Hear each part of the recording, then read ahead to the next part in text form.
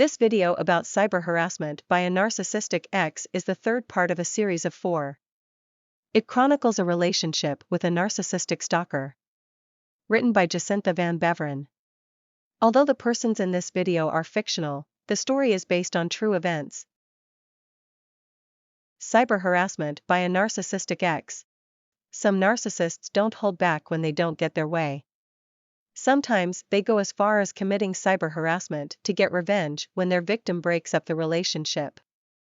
In the previous videos, I told about the relationship between the narcissistic Joe and the easily flattered Mary. They had an on-off relationship for 7 years. Mary broke up with him for good. It turned out that narcissistic Joe was a stalker. She received a flood of emails and texts, alternately sweet and then terribly insulting. It went on endlessly. Week after week she got the worst insults, 20, 30 times a day. And threats, such as, "I sent nude photos to your clients." Private data. She was shocked at some of the things he wrote. It turned out he knew more about her private life than he could or should have. He had discovered when and where she was celebrating her birthday and ruined the day by texting, "I'll be right there." During the same period, emails sent to her were regularly lost, especially those from men, as it turned out. She had already called her provider about it, but they had no explanation. Slowly the feeling came over her that Joe had been reading her email for a long time. Would he really do that? The man she had trusted so much for so many years, she soon learned the answer was yes. Joe betrayed himself with small things. She set a trap with a friend. She started an email chain, saying all kinds of things about Joe that weren't entirely true. It took a while, but he snapped.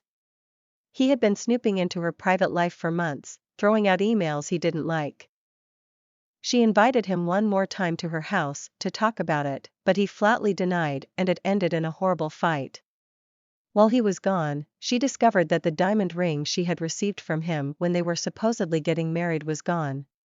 She texted him about this, but of course, he denied taking it. "You have to look harder." Computer trespass. That was the last straw. On a whim, she went to the police. They read her phone messages and received the printed emails. The officers used words such as computer trespass and stalking. They advised her to make an official report. She came home completely upset. Computer trespass and stalking from the man she'd loved so much? She didn't want that at all. This had to be different. She emailed Joe again, "If you give me back my ring and stop harassing me, I will waive the report." He replied, "Great cry and little wool, you little bitch." Then something snapped in Mary and she thought, "If you want it that way you can have it." Report for computer trespass and theft. The day after her official report, Joe retaliated with more computer trespass. He set up a Hotmail address under her name and emailed a good friend of hers a long 4-page letter. He'd snooped around in her email enough to know a lot about that friend. It was a malicious email that crossed the line. He wrote the craziest things on Mary's behalf and offered her money. "I propose that I stay with you every weekend, that we go on holiday often in luxury, and that I get a $1,000 a week clothing allowance from you." Fortunately, that friend took the time to contact her. It took him a while to believe she hadn't sent the email and was a victim of an impersonation. He had replied to the email and remembered that he had to choose between 2 email addresses. He had noticed that. Of course, Mary hadn't gotten the response. It was all the more painful because this friend was in love with Mary. And Mary had made it clear to him earlier that she did feel friendship, but not a romantic connection. Clearly, Joe had learned a lot from the break-in in her mailbox. Lifetime. She got scared. What kind of madman was Joe? What had she done to deserve this, that desire for revenge? What else was he going to do? Would he start emailing all her friends and work associates on her behalf? The words of the police buzzed in her head, computer trespass and stalking. But she also remembered that the detective on her case had warned her, "You probably have a life sentence." These kinds of people are hard to stop. She couldn't sleep. She felt defiled, hurt, and threatened, and it went even further. He joined an online walking club of which she had been a member for many years. For this walking club, you register online for group walks.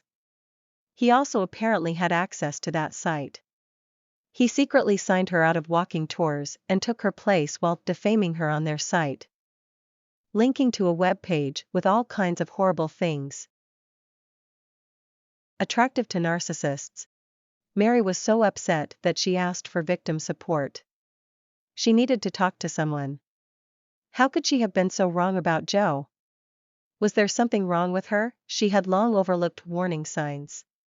Praising her, then making derogatory remarks. His attempts to make her dependent. He had always slammed her friends and her work. All to isolate her. It had always been about power and she had never seen it. Unbelievable. She realized that she was a woman who is attractive to a narcissist. She's sensitive to attention and compliments. She's trusting, caring, and above all, put others before herself. She started listening to herself better. She started to reinvent herself. Acquitted. The case related to the computer trespass against Joe moved slowly. She had filed a complaint in February. It took until November before she got a call from the detectives. Joe was offered a plea deal for 60 hours of community service. But he preferred to let it come down to a trial. He only had to appear a year and a half after the declaration. Due to careless handling of reports and evidence from the police, he was acquitted of computer trespassing. He was convicted of the theft of the ring. But he appealed the ruling. The case wouldn't be heard until much later. He was also acquitted of this, arguing, she was given the ring on the condition that the relationship remains intact. In brief, the judge validated the blackmail. Computer trespass continues. Meanwhile, Joe continued to bully her. He created a website full of slander about her, using all the information he had obtained from her emails and the lawsuit. However, it turned out that Mary had grown stronger, partly because of victim support. She had learned to shrug it off and especially not to try to understand what drives Joe. She didn't need to understand why someone would want to bother her so much. She's glad she's broken free from Joe as far as her feelings are concerned. Although the computer trespassing and harassment still continue, she did not follow the advice of the police to go completely offline with her website and Facebook. She's not the problem. He is. Why should she hide? She prefers to face him with her head held high, but with better protection against computer trespass. Does this story sound familiar to you? Have you experienced something like this yourself? Let us know, because we can learn a lot from each other. Also visit our website www.unmaskingnarcissism.com. There you can also download a free ebook with 10 tips for recovery after narcissistic abuse. For now, thanks for watching and don't forget to subscribe and click on the bell icon so you don't miss part 4 of this series and all our other videos.